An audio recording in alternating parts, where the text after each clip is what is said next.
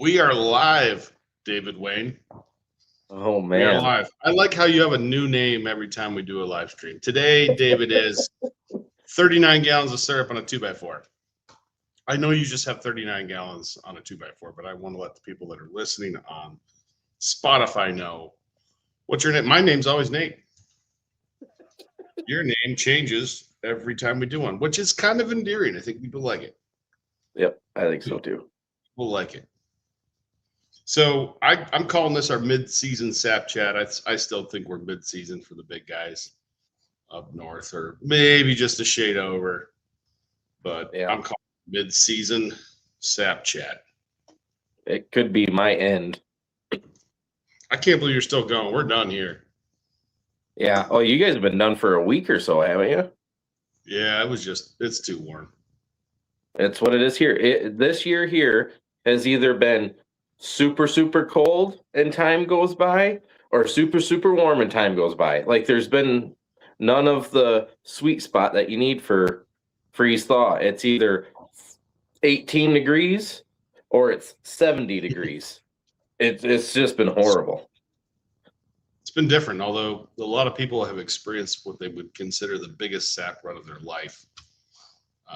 Oh, hands down, dude. I no one's gonna believe this, especially you. I had over 3.5 gallons, pushing 4 on a sap guzzler in 24 hours. Maybe you actually had the garden hose running in there, so you didn't see it. I had it. I was there. I had to pump the tank off, and I still almost don't believe it. Is your measuring stick broken? No, the Maybe tank. It's a 500-gallon tank on 200 taps, and it was almost overflowing. So that would be what? 3 gallons a tap, right? 2.5. 2.5. Well, see, there you go. Yeah, 2.5. It was insane. Yep.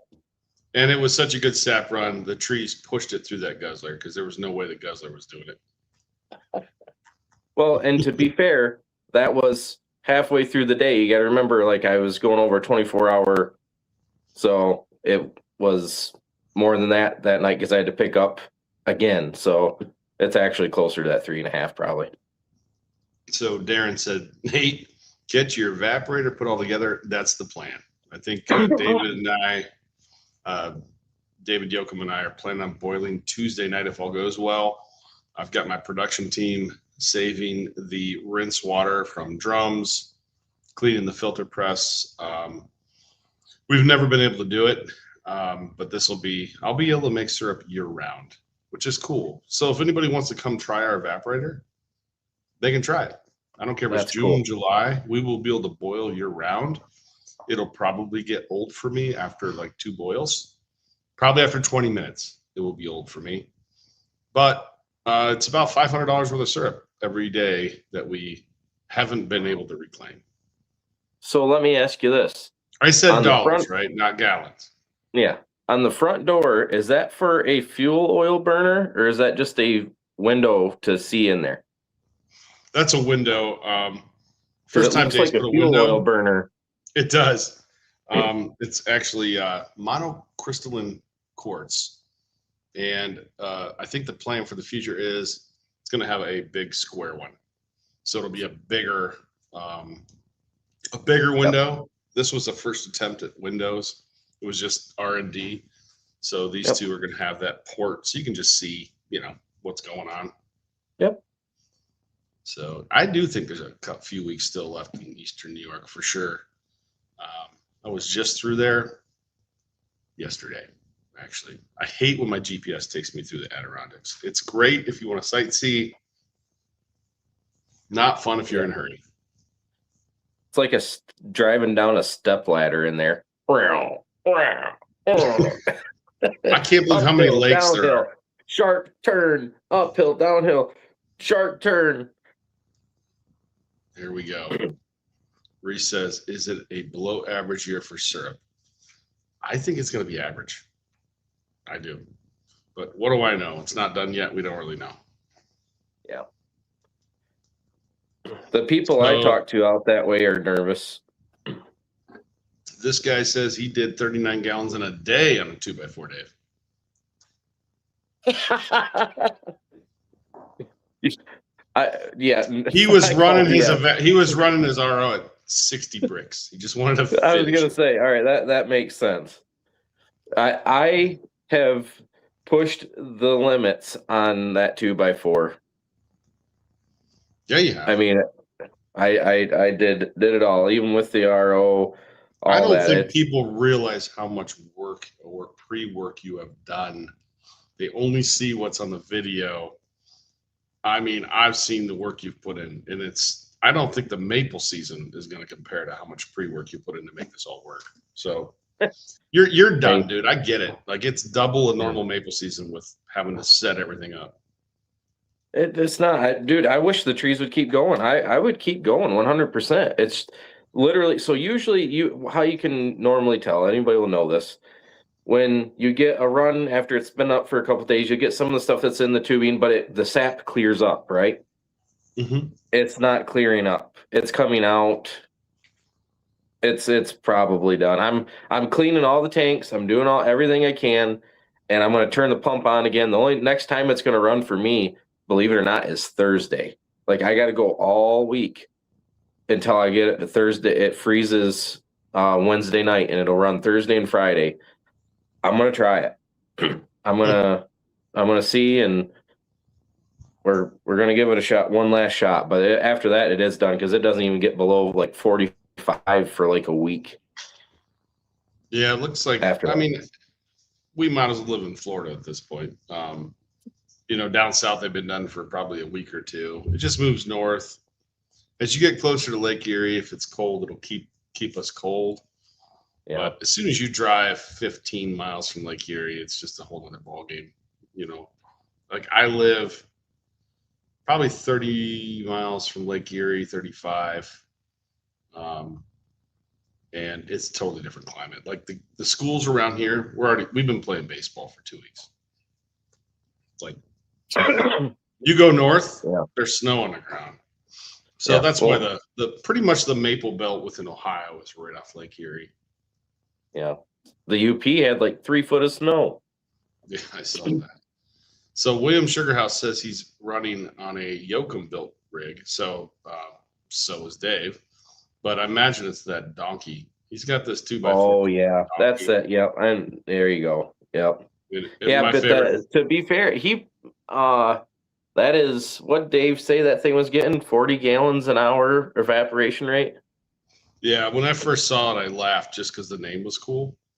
And he goes, "It's stupid." My favorite Dave Yoakum line. I go, so it's a pretty good. Yeah, it's stupid.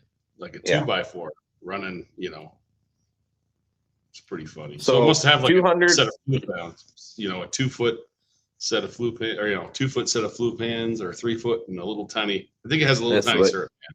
Yeah, it's a foot syrup pan. It looks like, but on a flat pan. Yeah, it was a long day, but I'm dead serious at 43 gallons in a day.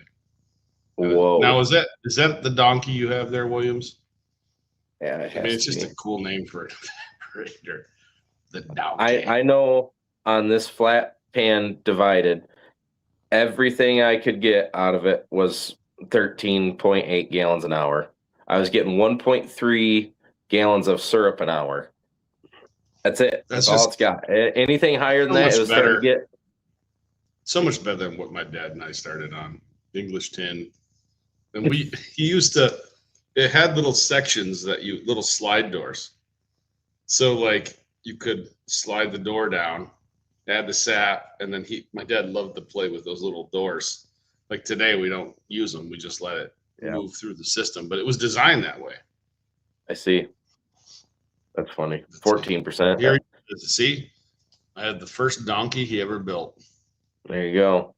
The 2x4. I mean, it looks like a donkey, short and stout. So I was 225 to 250 taps, somewhere on there. With the RO, I was doing 2 passes to get it to 7%. And at 13.8 gallons an hour, I still was coming to about 9 to 11 hours of boiling with what I was getting for concentrate. And that's That's a bit much by the time, plus, like I said, it's been getting up to 60 degrees, 65 degrees, the sap, you're trying to carry it over. You're sitting there, you got 10 hours of, I pushed everything to its limits this year. I really did. Yeah, I heard the If the timer temperatures run. would have been down a little bit, that would have helped for sure. Well, the good news is, Dave, is I don't know if you know this about Galt Evaporator, but they hold their value. There So you go. when you need to resell, you're going to get more than you paid for, buddy. It's a Well, supply and actually, demand thing. why don't we drop that bomb right now? It's for You sale. want to get, you're ready for a bigger one already. I'm gonna have to. I'm gonna have to because the 225 taps is too much. 10 hours it's just too much. So I want to be like 5 hours boiling, and then plus Dom is doing it next year. So there's another 500 taps, and then we got some other things in the works too, obviously that you know about. So there's going to be more Sure. taps next year. Sure. So we're going to have to upgrade. The reason I'm a huge fan of that 2x8 is just you're going to get 50% more evaporation. And as I was telling you, like Dave said, the manual labor to make a 2x8 versus a 2x6 isn't much more. Neither is the material. In fact, he's like, it's nominal.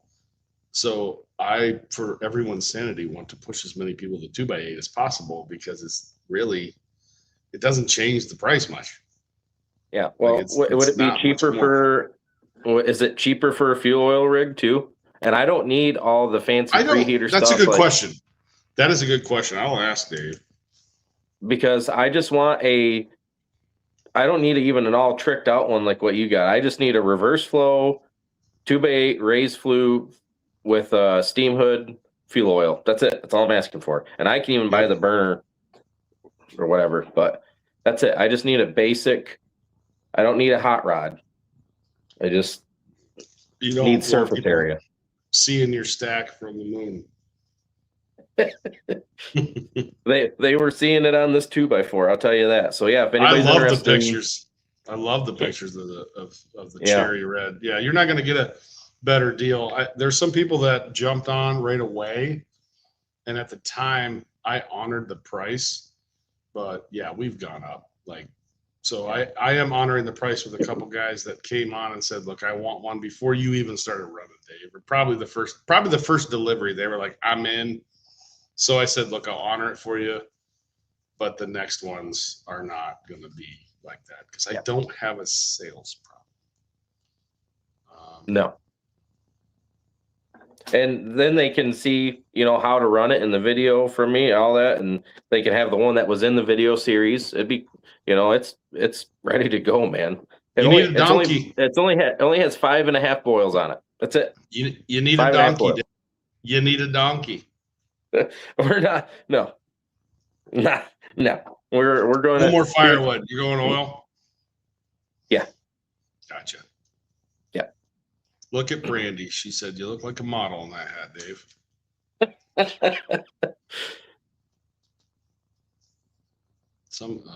Smacks just said, "How is your season?"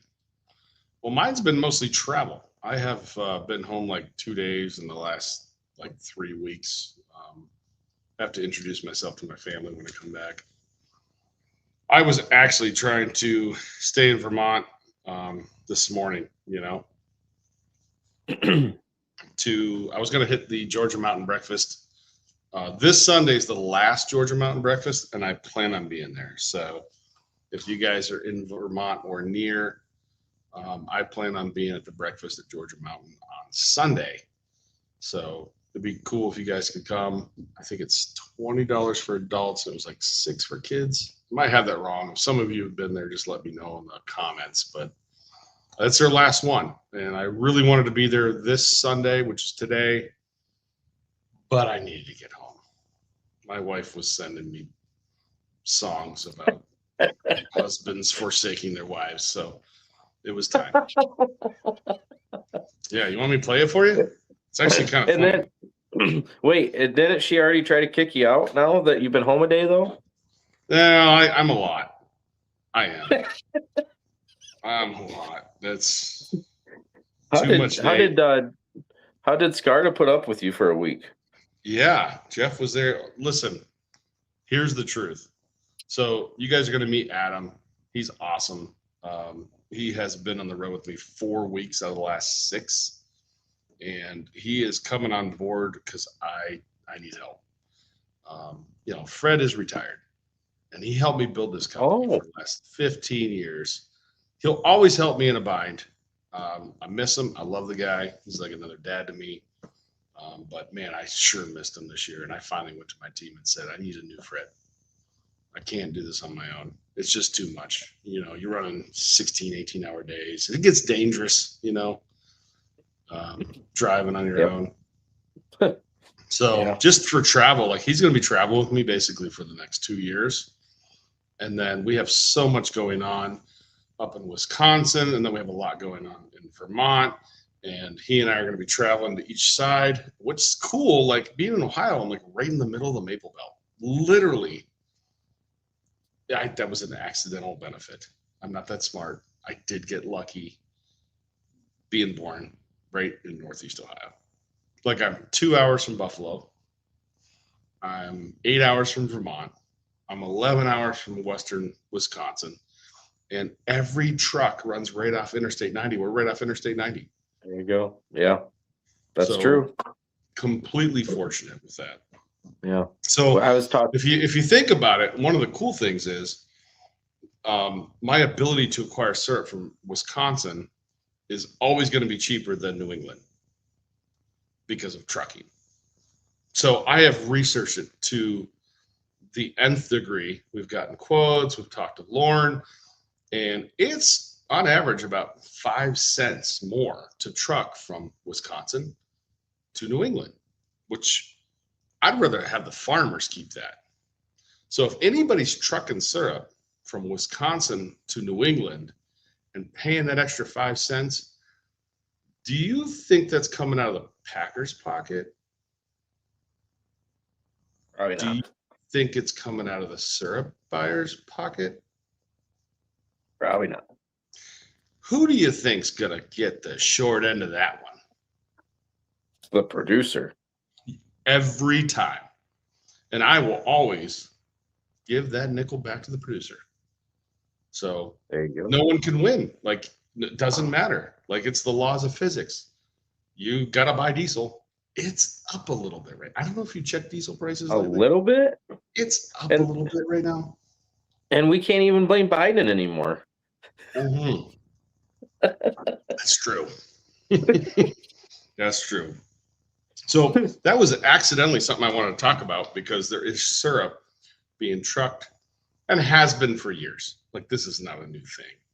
But I'm going to start capturing that and giving that diesel money back to the producer. You know why? Yep.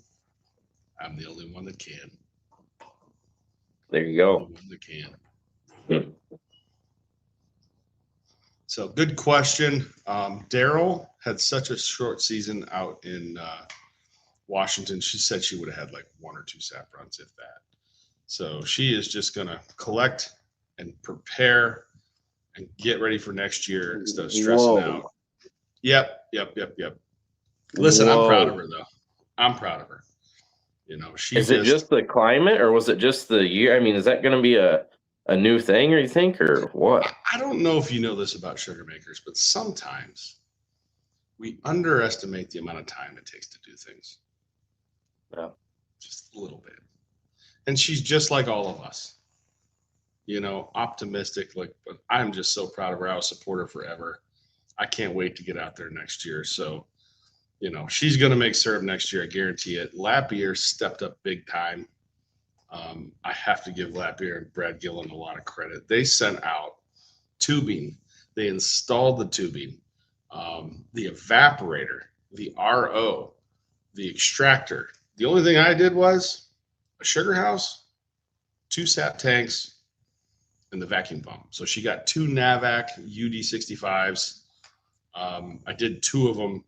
And I will say, Navac donated those. Like, I didn't, like Navac, they put up and said, look, and then Daniel Dismukes donated the VFDs, their Westinghouse VFDs. And so she's set. She still has a lot of work to do, a lot of carpentry, but Lapier stepped up big time. Like I did approach every maple equipment company, and Lapier did step up. So that's awesome, isn't it? It is. So did it just get too warm too quick like it did here pretty much? Like there was Yeah, and you think we have it bad? Like out in the Pacific Northwest, like, they're hoping for frost, dude.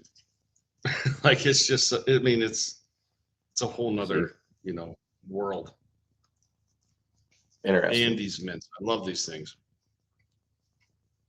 You guys are listening to me chew. What else do we have?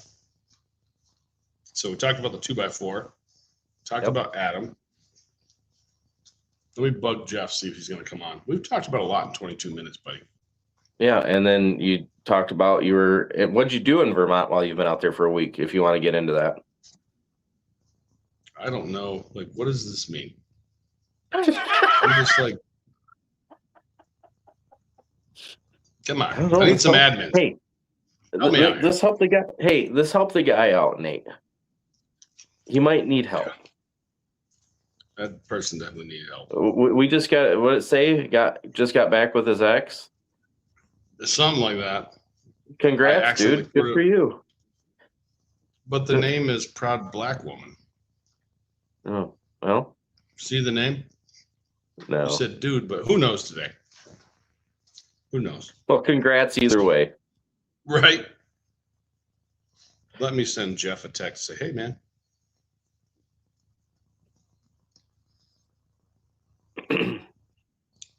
No pressure. Dude had sap running over his tank. This poor guy trying to fly out in that storm. And then Saturday night, he got an Uber. His flight was supposed to leave at 7:30 in the morning. He gets a text at night, hey, we can't do it. The flight's canceled. He bumped it to 5:30 in the morning because I could hear him waking up at 4 a.m.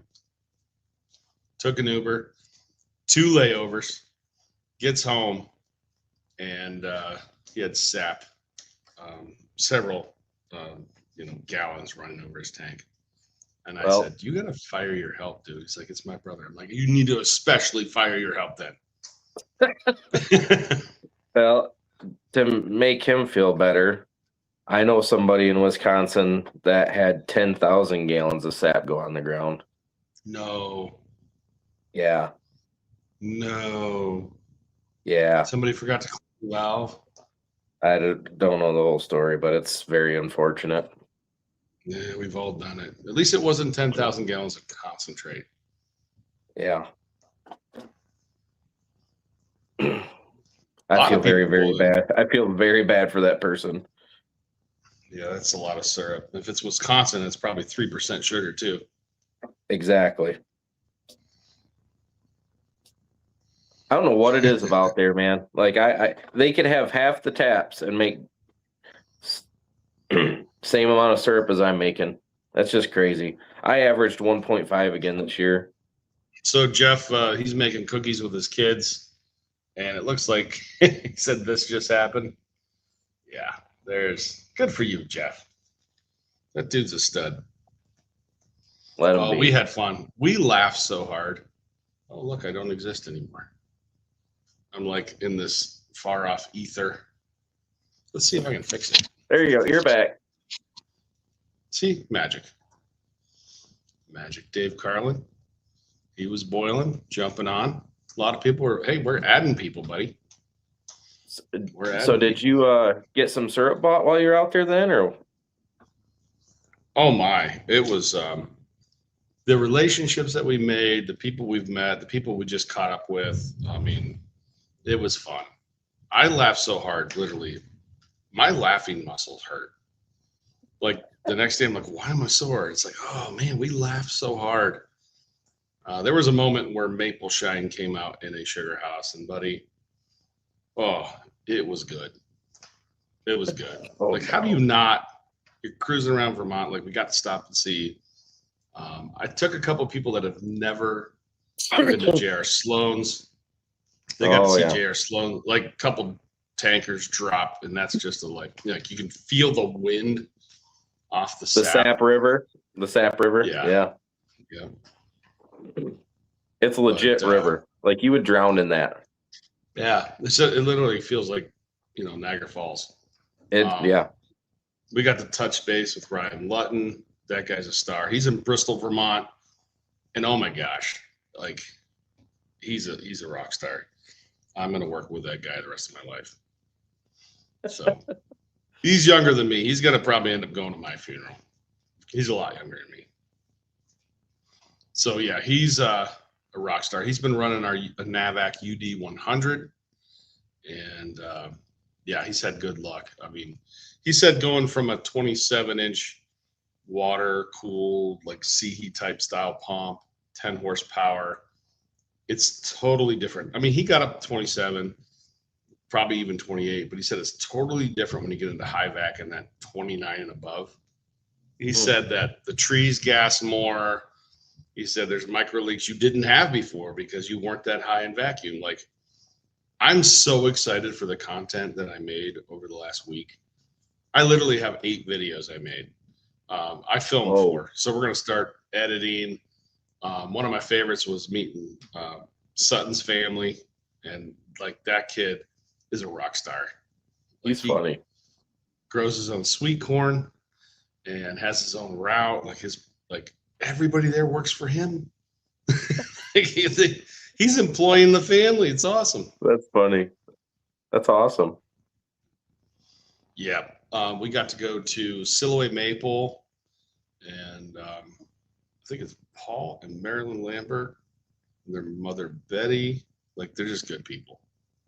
It was awesome. They have the best maple creamy in the state of Vermont. Forget Ben and Jerry's. That's where you want to go. They use actual heavy cream, and they use super caramelized maple to get the flavor. It's awesome. Yeah, nice. So we got to do that. I mean, we spent a lot of time with Taylor and Connor Horgren. They have a sugar house called Henpecker Ridge, 12,000 taps. That was a big install for SapSpy. That's kind of what started the whole thing. So, we installed the entire system. So I don't know if people know this, how big SapSpy is. Oh, dude. They have, I'm telling you, they got a lot of applications. I think he said and it's user friendly. It's simple to use. You don't have to be a whiz at it. Yep. And I'll tell you, he has as many applications. He lives over in Appleton, Wisconsin. He's got as many, if not more, applications in Vermont. So that was kind of his first time traveling around. I'm a good tour guide for Vermont now.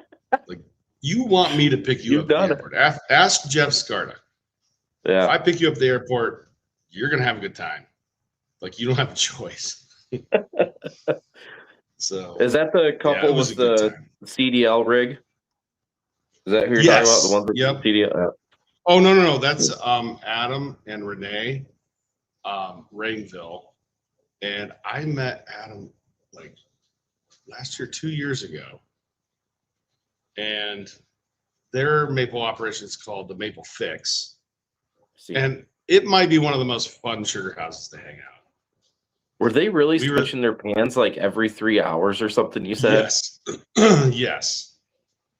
Yes. Whoa. See, that's what happened when I had my 2x6. I'd have to shut down every 3 hours, switch the pan because the sugar sand niter would build up so bad.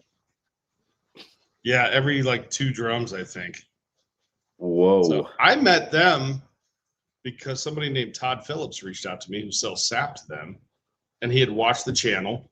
He invited me up, and then we met at Adam and Renee's place. It's amazing how things connect. And like, if I had never met like Todd, I would have never met Adam and Renee. Like, the connections. Like, if I had never met Scott Dunn, I would have never met Sean Dunning, which would have never connected me to Clayton Christie, which would have never connected me to all these producers I got to, do stories on their sugar house, which is like infinite value. I was hoping Scott was going to jump on tonight. I want to hear about his Maple Weekend and all that. You know what? I could text him real quick. He might be listening.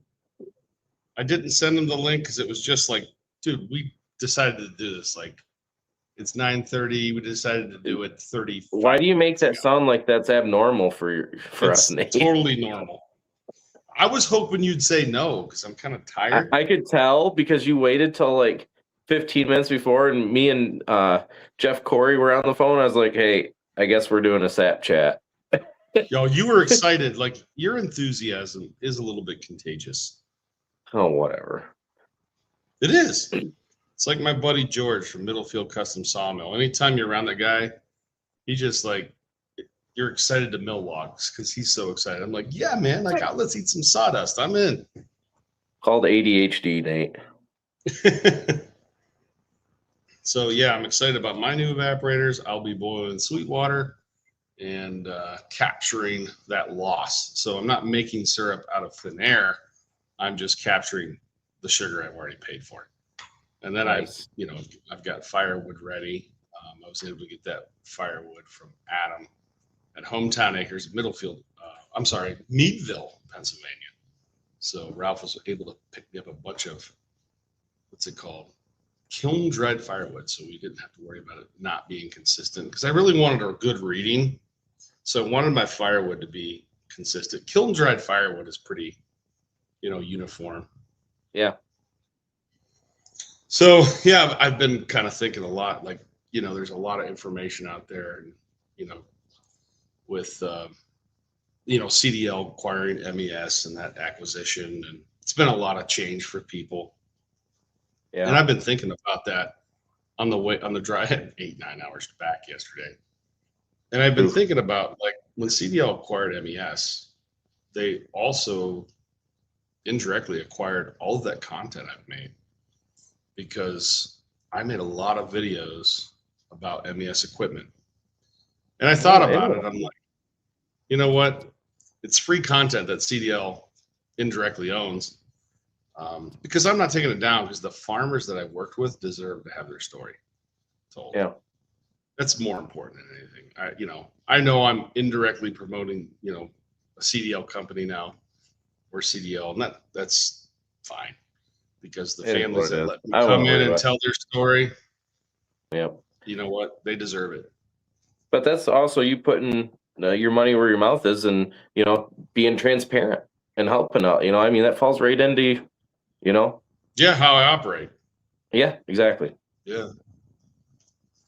So diesel's $5, $5.50. Yeah, the value of that content is really good.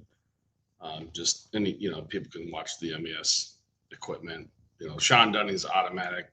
The kettle system is awesome. It makes really good syrup. So a fuel oil rig, Dave, reverse fire, nothing fancy. Nope. Yeah. Nope. Just not reverse fire. I mean, if that's better. Well, design. Design. It is a better look. I don't think it's going to change anything other than that flame will come up to the front and curl around and then hook back. Yeah. And it's then the way just reverse flow. It doesn't need to be as fancy as yours, but I just need a bare bones, probably 6-inch raised flue, 8-inch raised flue, somewhere in there. They're 9.5. Are they? Yeah. Okay. Yeah. And just standard steam hood. That's it. Because that's gonna have to be pushing 100. I had somebody reach out asking me if I would make a front pan for them for their Smoky Lake. It's somebody we both love and know very well. And yeah, I've thought about this. Like, I really don't have time. Like, if he asked me as a favor, I'd do it for him. But this is why 22 gauge is bad. He's only had it several years. Like, you're going to wear 22 gauge out. That's why everybody uses 20 gauge. And two things can be true at the same time. Yeah. Definitely it has a better heat transfer. That's physics. Yeah. But definitely it's going to wear out faster. That's also physics. Like, both are true. I have a very good friend. Yeah. I had a very good friend buy one brand new this year, and you should see how warped that thing is. And he runs at 2 inches. Yeah. It's just wild. Part of me wants to, like, let it go. Like let the whole, like people are gonna start talking. Dude, I got to replace my front pan. Yeah. Like I could jump in and save people, but it's not the best use of our time when I got people No. sitting there. I want a full evaporator. Yep. But I understand Yep. why they don't want to order another one. Like I understand. I mean, I should just make front pan systems. Like, hey, when your smoky leg front pan goes bad, like, yeah, we got a replacement. Maybe I should just have one person just making them, you know? Yeah. I don't know. I think staying focused is critical. Yeah, like if Yeah. somebody like if they're like, Nate, do me a favor, I'd do that. Yeah, like in the middle of season or something, or I'm down. Can this happen? Yeah. Yeah, but it's like, yeah, you bought into I can it. start So a you slippery have slope, to, though. and by the way, like they can't back off of it. They can't say, yeah, it was a bad idea. They can't. They have to ride that I mean, train. they have their place. They're good at entry level evaporator. It's just something you can learn on, but Well, it reminds me of like when Clayton was moving boilers and steam rigs, and people would like call him, and then he'd be like, "Yeah, I'm not going to travel that far." And then they would buy another company's steam rig, and he felt bad. He was like, he wants to help them because he does know it better than everybody, and that's kind of how I feel bad. I want to help people, like, but I can't. Like, I can't right now. yeah. Like, I think maybe in a year or two, I Stay just need to focused, start get on making. your product, and then see where Yep. things go. Yep. So, what else we got, Dave? This is too fun. This is way efficient, by the way. This was an efficient 37 minutes. It's like running the 2x4.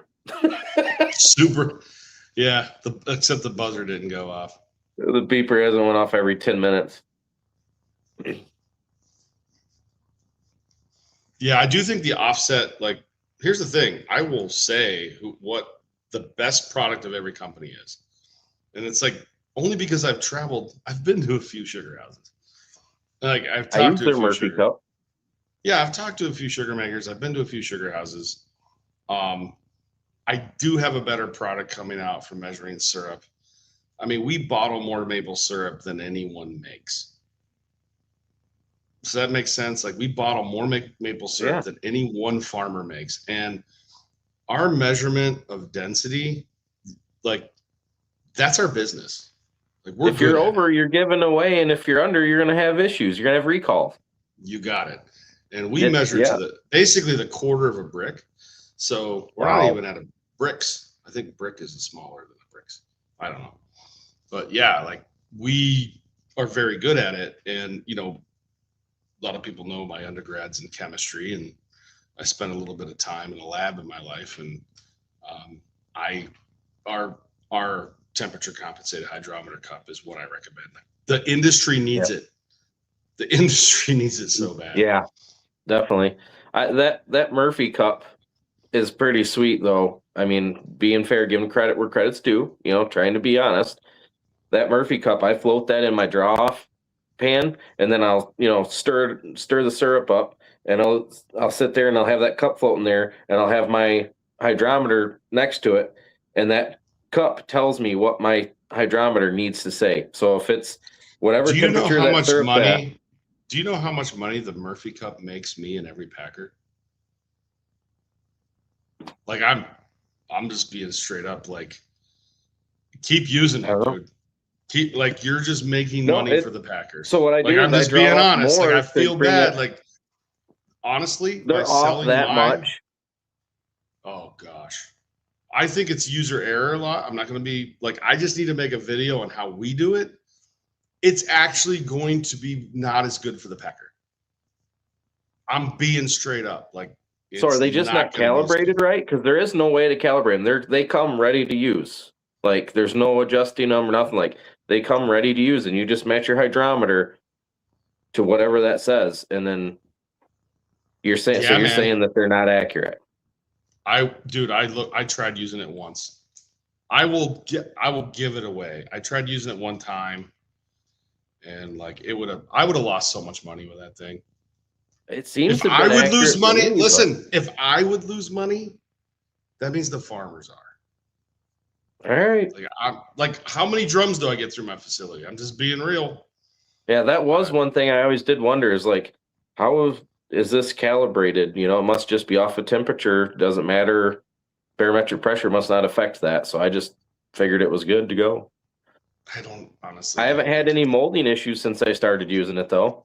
Heck no, you'll never have molding issues at 68.9 bricks.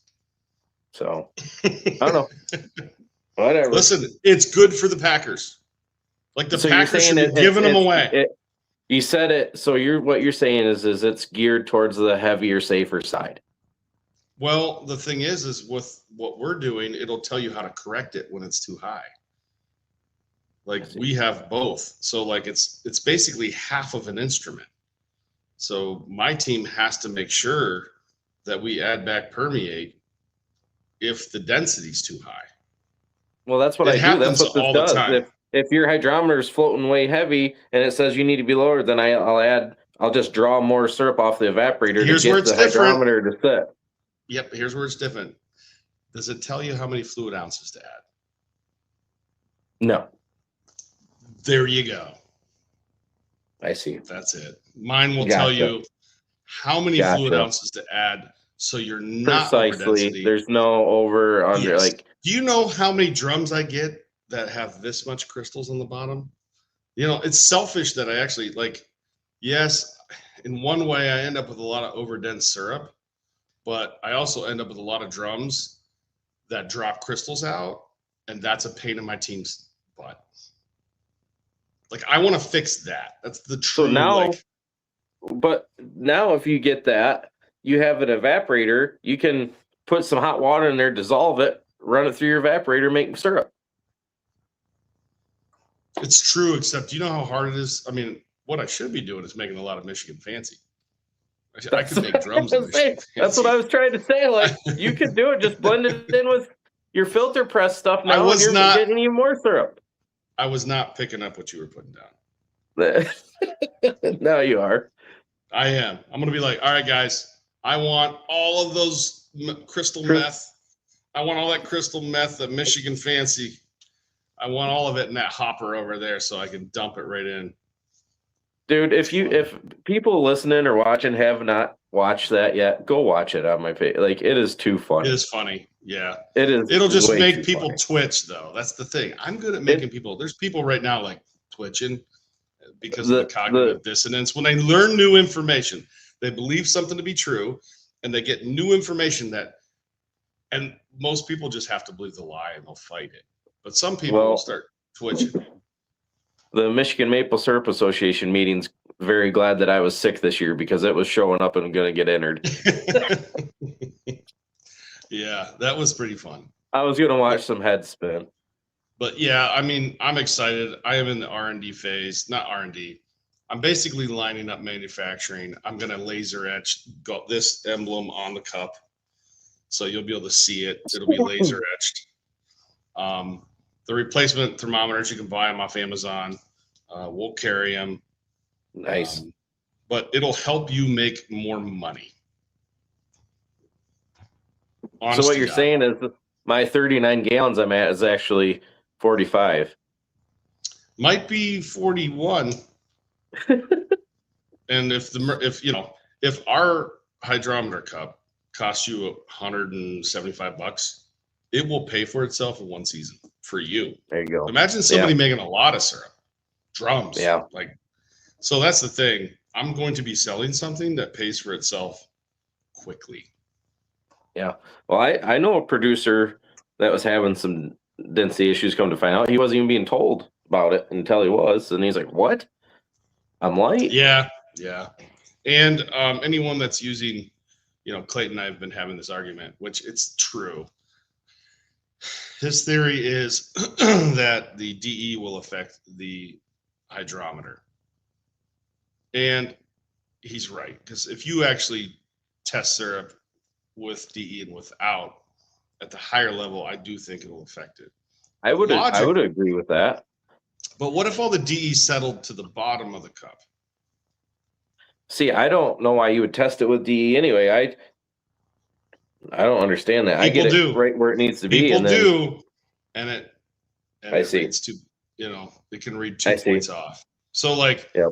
if you're trying to get right at the right at the point, like certain Packers have, like, dude, 66.5 is the minimum this year for a very large Packer. And if you're doing 1,000,000 pounds of syrup, that tenth of a point, it's a lot of money for the people you're buying sap from. Like, it adds up. Yeah. So I think that's just what I like about our system. And I'll be honest, I'm just copying what the Maple guys made. The Maple guys made this years ago. They just stopped making them, and no one makes them. And I think people use a what's it called? A something therm? Hydrotherm. I think the hydrotherm is also a variation of what I'm doing. But for me, that chart's important because it allows me to make, when we blend syrup, we blend 80,000 pounds at a time. So 2 semi-loads. Holy crap. Yeah. So 80,000 pounds at a time. So if my team, they did it done by noon. And once that's mixed, you have to adjust it. Yeah. Oh, for sure. You do. And if you don't have the tools to do it, you're going to be playing around like, oh, I added too much. I don't have enough. You know what? I can add exactly the amount. Yeah, and that there, you can't boil it where you're at. So you got to make sure if it's in a tank, you can't boil it. And if you go too far, dude, you got a problem. You got a problem. Syrup is very hard on a Packer. It really is. Yeah. But yeah, I will gladly debate anyone on this. It's not even, it would be silly.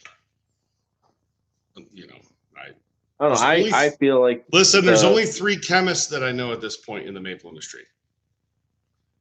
So, he's the chemistry teacher in Albion. Somebody help me out. So Carl Nyland's a chemist. Oh. I'm a chemist. And then the teacher, what's his name? Gary Bielick. That's 3.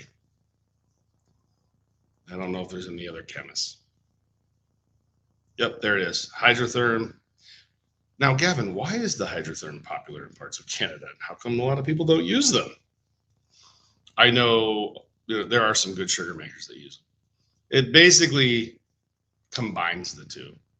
And maybe essentially that's what the Murphy Cup is. I don't know. That's what it is, dude. I feel like it's been really good and accurate for me. I mean, I have gotten rid of some of the issues I had prior to owning it. Yeah, and when you do add permeate back because you have overcooked your syrup, listen, sometimes we draw off too late or forget.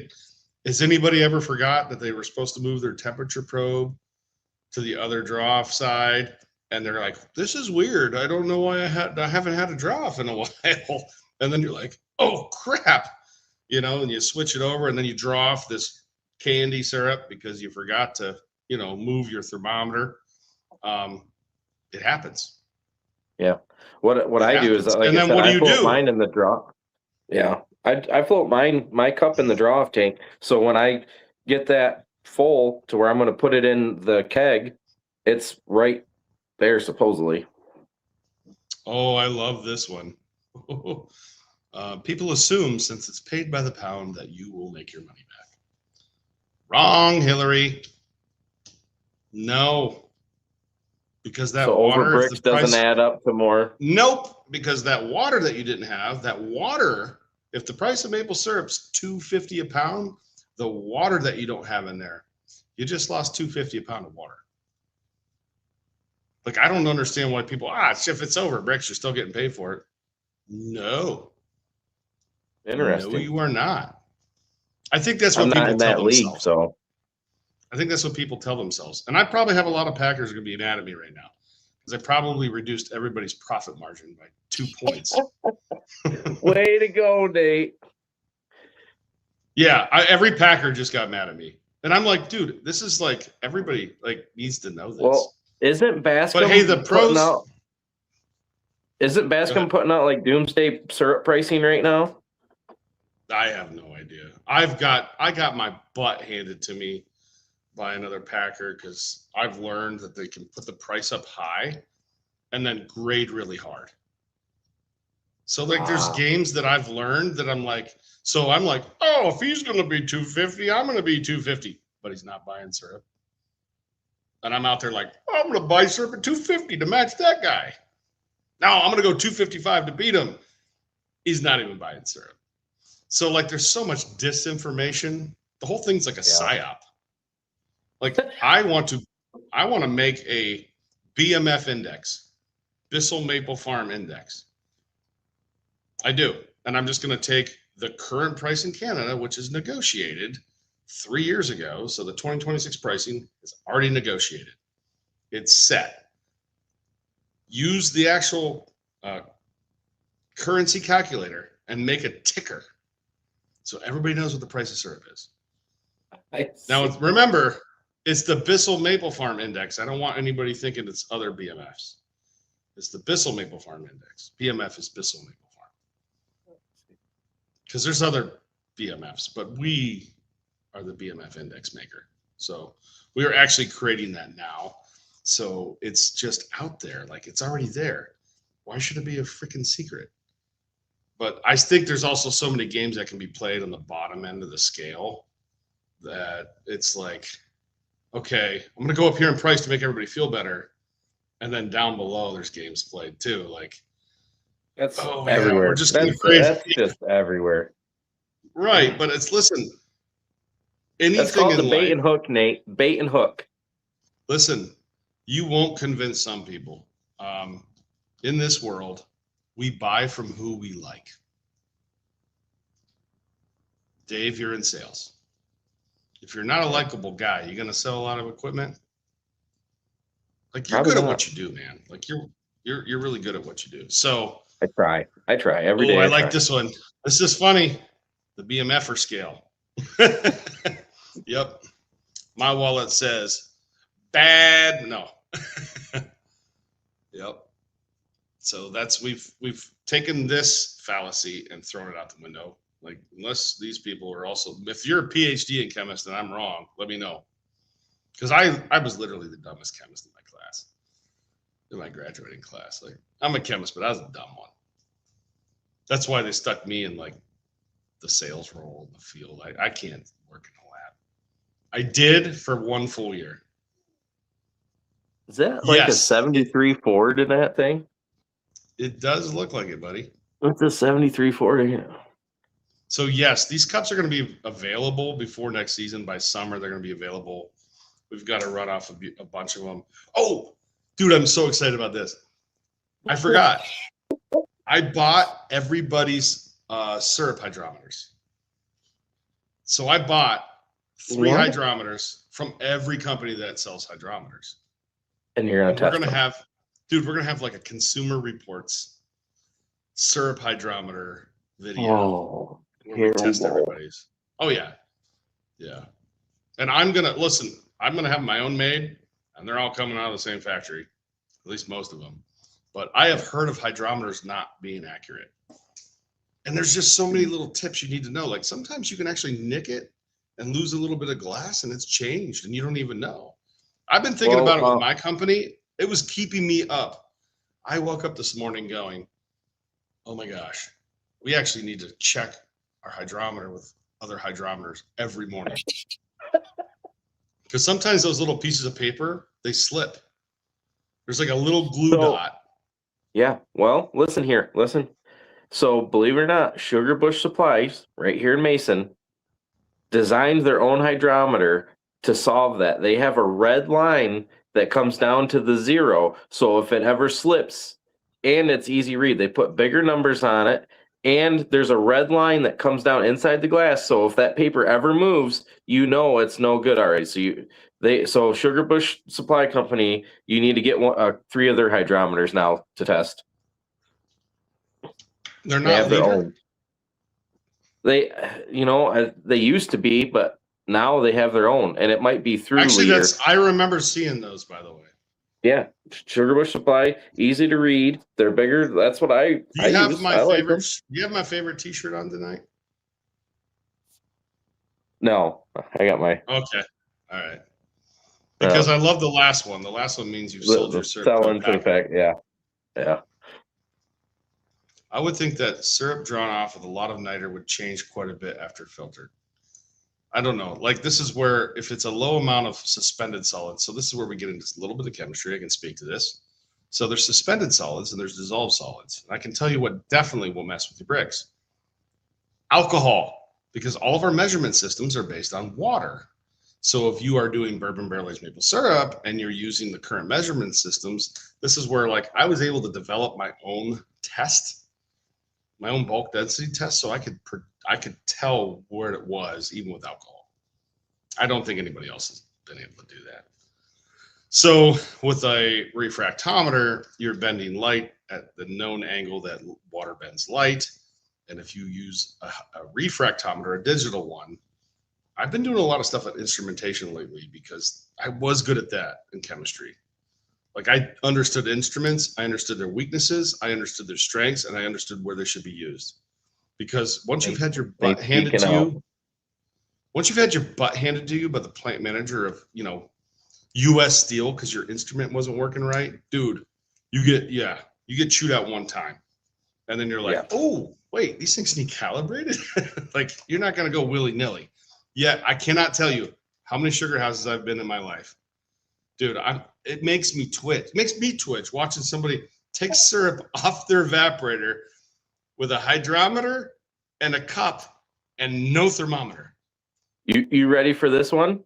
Yeah. I went and visited a sugar shack this season, and there was not even one being used. When it got to 7, it was drawn off, put in through the filter and into a drum.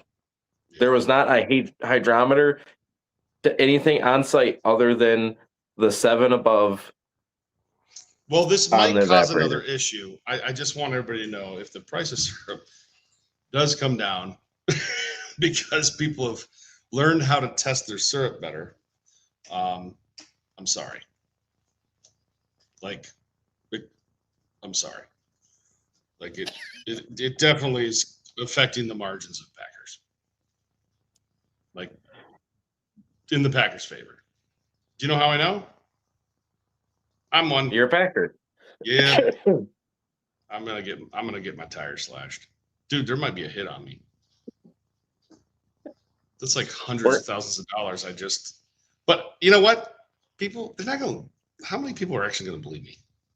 Yeah, it's not gonna change much. There's 51 people on here, and I'm just telling you how to make yourself more money. And it's like, no, my way's right. This freaking chemist doesn't know what he's talking about. Okay. What else we got? It's kind of like I increased the bulk price of maple syrup in the state of Wisconsin. Like it was the highest in the country last year. Way to go, Nate. I did. I remember. I remember that epidemic there you'd caused. You're welcome, Wisconsin farmers. I definitely did that. You made some friends over there. Yeah. It was higher than the rest of the country. And I got my butt handed to me. Like seriously got my butt handed to me. I learned a valuable lesson. That's why I say it's all a psyop, dude. I was like, oh yeah, you're gonna be 250, I'm gonna be 255. And it's like, oops. Yeah. Yep. But they're graded hard. It doesn't matter. Or not buying. That's the other thing. What's one of my favorites? Like, what's your price right now? Like people love going, well, he's paying this much. Is he buying syrup right now? That's kind of an important. Hey guys, I'm not buying syrup right now, but my price is $4 a pound. And then when I actually do go buy, price dropped. Yeah, there's so much psyop going on that it's like, dude, I'm a baby in this thing still. Like I'm 25 So what you're years telling me is the Packers are in bed with the government. It's all psyop. No, I think they hired CIA agents to manipulate all our brains. 76. Oh yeah, it does have yellow above the headlights. Nice.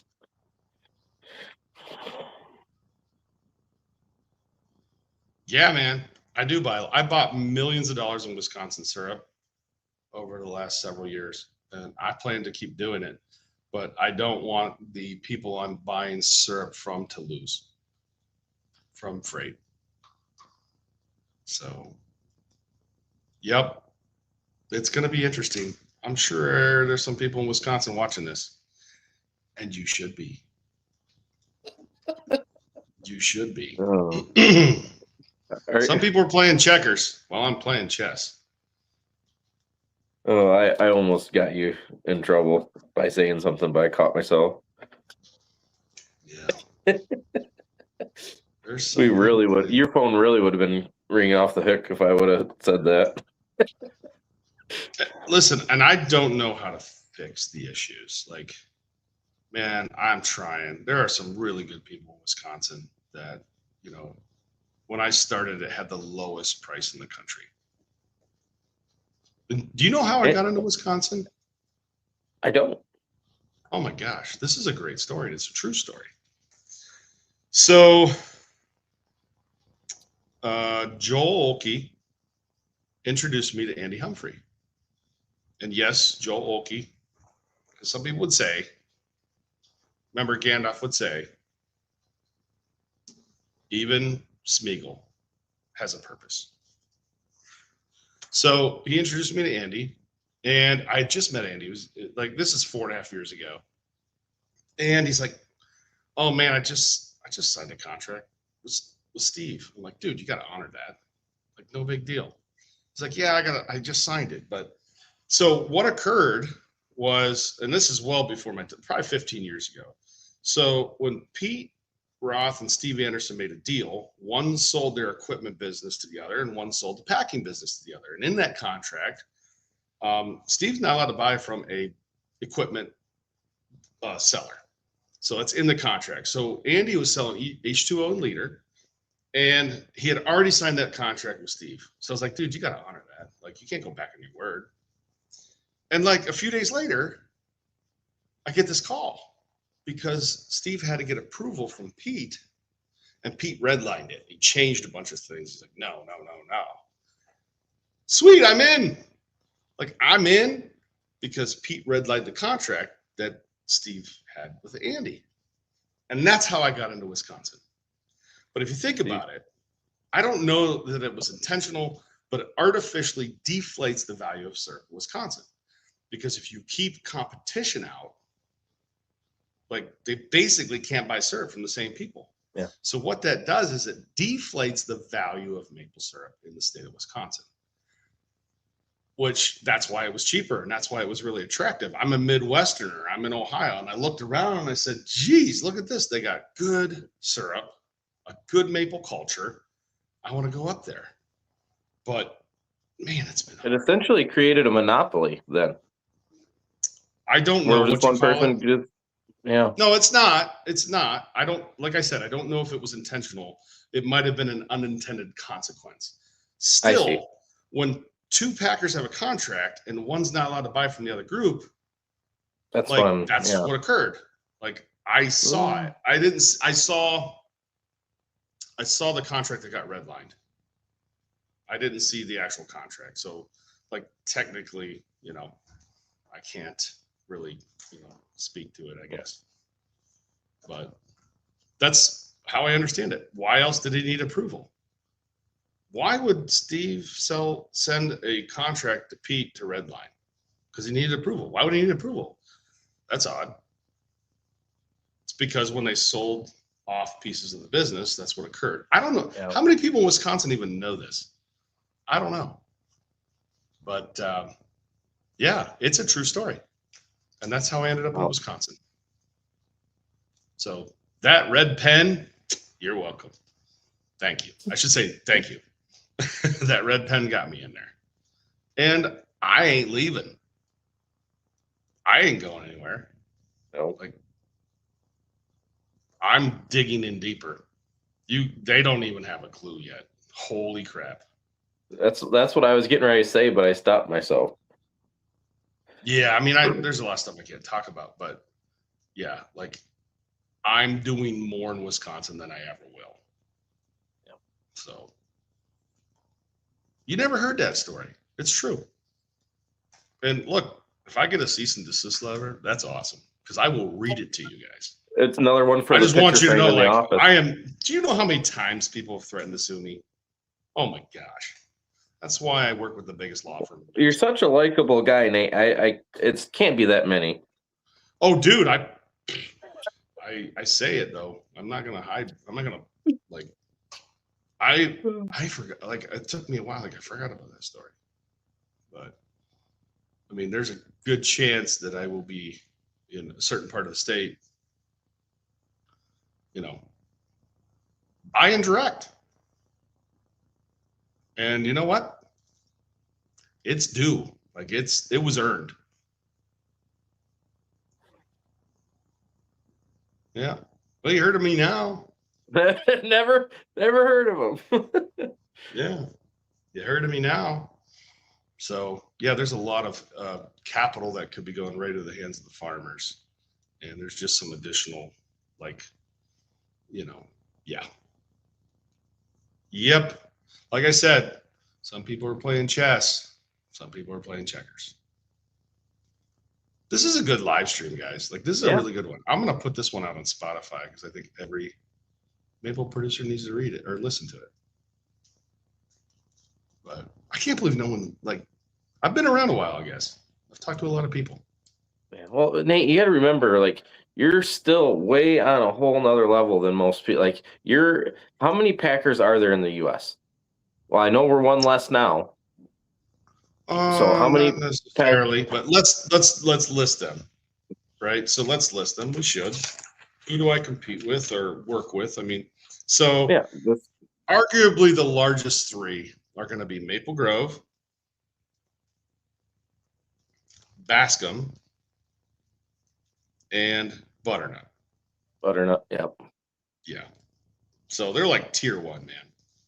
They're the big dogs. And then in the secondary, I would say it's probably Highland, Run Amok.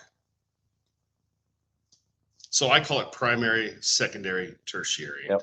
And each one has a level. Like the first three are $100 million companies, right? Like it's kind of like when I used to sell chemicals, I got really good at it. And I did it for like a long time. And I could go into a factory and tell you how much chemical they spent just by how many shifts they ran, the infrastructure they had, the lines they had. I could just tell you plus or minus $5,000. It was insane. But it's because I guessed a lot and then learned and then figured out, like, even with us, like who, I got good at it. So if somebody has like a 5-stage powder coating line, I could tell you, they're running probably $60,000, $70,000 a year. I see. So in the maple industry, it's the same thing. You can kind of tell with infrastructure, employee count, syrup volume. A lot of it is like, since they're all, well, most of them are privately owned. Maple Grove is not. They're owned by BG Foods. But since, most of us are privately owned, we don't really share. But, people ask me, like, if you're going to sell syrup to somebody, don't you want to, like, kind of know, like, hey, how big are you? Yeah. And if I trust somebody or, I'll tell them. And I'm sure people know. But then the secondary, so primary is 100 million. That's over, that's so you got three in that category.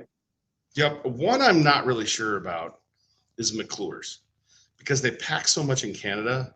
And they're out of New Hampshire. I don't really know because they have a big brand. I think they sell international. Like, I don't really have a pulse on McClure's. Okay.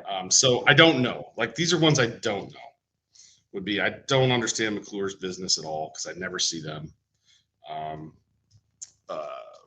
What is it? Sugar Man is there's definitely some. Yeah, they're smaller than we are. I've never even heard of them. Yeah, they do a lot with like First Watch, which is a food service company, or I'm sorry, a restaurant group, and they do a lot in food service. Like that's their bread and butter. I see. But I would put, so they're more commercial than. Yeah, they're secondary. So primary, secondary, tertiary. And the difference between secondary and tertiary, really where rubber meets the road is if you have SQF certification. If you have SQF certification, most customers that are higher level and have higher requirements, they definitely require it. And it's expensive. Like you have to have a full-time person. It's a system. You get audited every year. I'd probably invest about $200,000 a year just in that system. And it's really important. Like, dude, I've been doing it 4 years and I'm finally like understanding, like, it's so an owner can't come in and just change things. You own the company. Who's going to tell you no? Who's going to tell you no? It's to protect the customer from the owner. And it gives everybody in the company the right to tell the owner, did you by chance put that through the quality system? And like, it's just the truth. Like that is the demarcation line between secondary and tertiary. So like secondary would be like Highland, which is actually owned by a much bigger company, the biggest in the world, and that is LB Treats. But I'm talking just U.S. So like LB Maple Treats is the biggest packer in the world. They're 55 million pounds. How do you know? If you ever meet one of them, that's the first thing they say. It's like, yeah. Like, I was on a couple calls and it's like, yeah, it's 55 million pounds a year. Like, yeah, but what's your name? Like, let's start with the right things. But yeah, they're very proud of it. I don't blame them, but they're huge. And they're also sitting on a lot of syrup, which we can get to, like what I think will happen in the bulk price. Like I said, I'm a baby in this thing. So you've got Highland, you've got Run Amok. I think McClure's is in there. You got Bissell Maple Farm. I'd put Anderson's over there. Like, I think they're in there. Oh, and, you know, so like Highland, Run Amok, McClure's, Sugarman. And I don't know if Ben's got the SQF yet. I don't think he does. So this is where the tertiary starts. These are the people, like, it's a big leap. It's a big leap. Like, there's a lot of guys out there packing 30, 40,000 gallons. And they have to find those customers that don't require that SQF. It's a big leap. Like you're just like, I hope this works. It's like chicken or the egg. You just have to have faith and do it. But you can sell to literally anybody at that point though. Yeah, but Costco's a little different because they have an addendum. So like with Costco, you have to actually get an SQF addendum where it's like additional information they need. I see. Right. And I think it has a lot to do like with the size of your company. So who bottles Kirkland then? Oh, 3 different companies. Dude, really? They sell more maple syrup at Costco than like the US makes. Like it's a little less. So what about, so is Maple Grove only Cracker Barrel, or are they more than Cracker Barrel? Well, they have lots of brands. Like most of the companies I'm mentioning have many, many brands. Okay. It's not a scientific number, but I can tell you, like most of what's on the grocery store shelf is a fictional sugar house. Like it's not real. Yeah, right? That's true. That's a true. I think that's common knowledge. Yeah, and the consumer does not care for the most part. No. I would say majority of the consumer doesn't care. There are some people that really want to know the name of the tree the syrup came from. Like there are people, Betsy produced this bottle right here. Yeah. So again, primary, secondary, tertiary. Listen, this is my lingo. 100 million, the middle, and then everybody else. So this is my lingo. I'm not reading this from a book. This is just Nate coming up with his own system. So you're saying there's roughly 10 then? Yeah, I forgot Hamels. I would put Hamels in the secondary. They have done a good job of just keeping their head down. They're quiet. They quietly pack a lot of syrup. I think, if that's a company that would ever go up for sale, I would be interested in buying it. Because I think that the owners are, maybe the end of the third quarter, like they're not quite the fourth quarter, they're into the third, like I'm at halftime. So as they get up, maybe they're looking for somebody to buy them. Hamels is definitely a company I'd be interested in because they kind of just do same things we do. I don't keep my head down. I'm probably going to get it shipped. Really? Are you sure, Nate?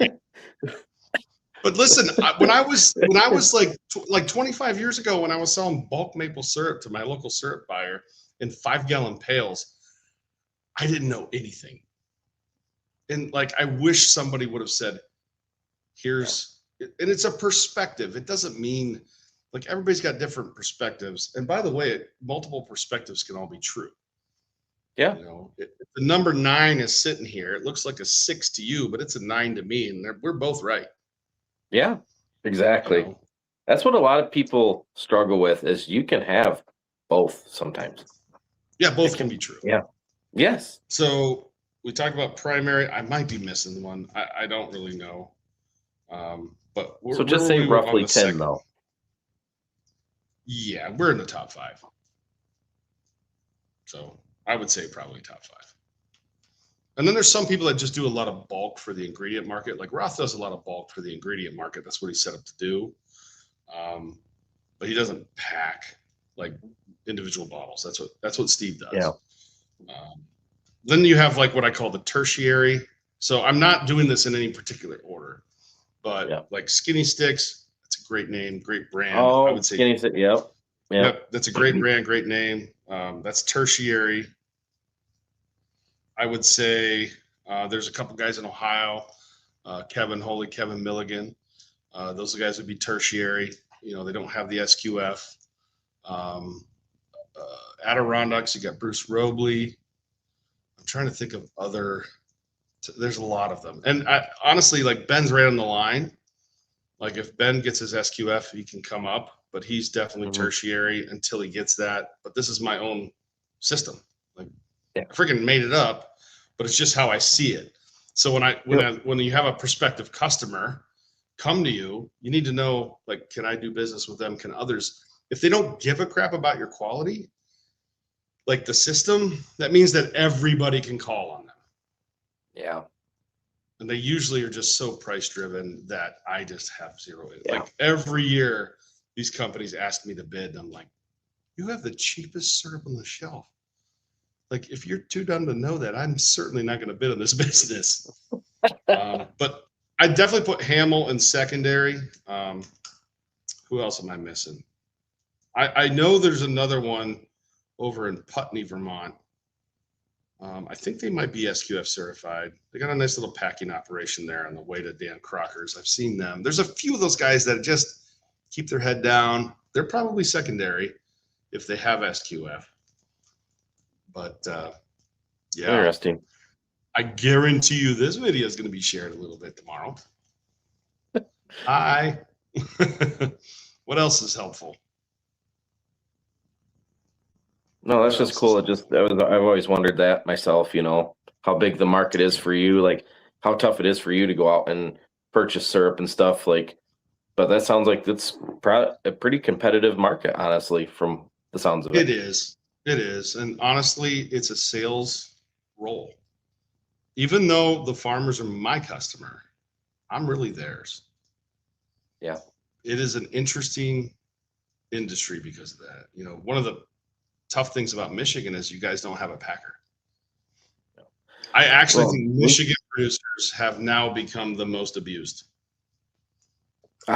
Dude, we're so far, but like, it's not even. You don't really. I think you have a couple tertiaries. Don't get me going. And I think there's a tertiary in Maine. I think it's called like Maine Maple Products or something. Like, listen, guys, I'm just off the top of my head giving you this information. It's not like I'm, you know. You usually send 1 or 2 trucks up here a year, don't you? Oh yeah. Like I'm focusing on Michigan a little bit because again, it's in the Midwest. I am the closest packer. So like I have trucks there. I'm focusing on it because you guys are in a little bit, you're fractured. There's no big, you know, I'm trying to find that person that I could partner with on syrup buying. And then you have almost like 2 states. You got the UP and then you got the lower. 100%. You know, it's just and different. Then we had the ice storm, and then I forgot about Wagner's. 4 seasons. I would definitely put Wagner's in the secondary. Wagner's is a pretty big packer. They you know, they move a lot of syrup too, quietly, not like me. Yeah. But that's the other thing. It's like, I don't know if it's an advantage or a disadvantage, but there's more information on me than every Packer combined because I have a YouTube channel. Like me personally, like there's It's more, all about, it's readily available, Yep. you know, like how in the frick, you know, if well, I'm it's an being actor and faking transparent. it, To me, it's yeah, being transparent, and it's given confidence for me, a seller or whoever that has the SERP, to want to do business with you. Be like, hey, if we have a question, Nate is approachable, or we can get it on his SapChat or whatever. go You see what I'm watch it. saying? Like, And I will yeah, say there's a couple odd things that happen. Like, you know, in Vermont, like you're just walking down the street and it's like, hey, Nate. It's like, I don't know, hey, I just wave. yeah. It's a little awkward. But that is, yeah, it's all out there. So when people meet me, sometimes they forget that it's my first time meeting them, and I also do my best to remember everybody's name. I really do. Oh, So it's like so tough. sometimes the Yeah. second time I meet somebody, I have five, and I'm good at it. I have 5,000 contacts in my phone from all of my professional career and the people I know. And you know Oh, what? my I know goodness. them all.